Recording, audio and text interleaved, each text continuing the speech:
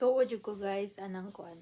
Asa ka mo to guys kanang susi sa kanang pangandoy kanang matahod ka sa imong mama mo isa na siya kanang love your parents ba nabi na sa Biblia no.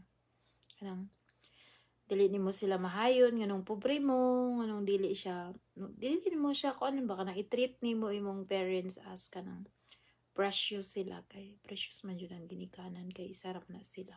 Muna sila kung isa sa paminaw nga susi sa imong pangandoy na kay mga pangandoy nga gagmay o kanang mga dinagkong butang.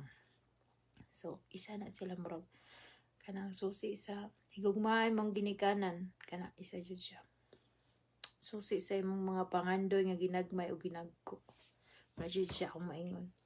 Kaya og imo ganin ang imong buisiton, imong ginikanan, imong kinabuhi, imong ugma, imong sunod adlaw, imong sunod bulan, sunod tuig kay buisit jud.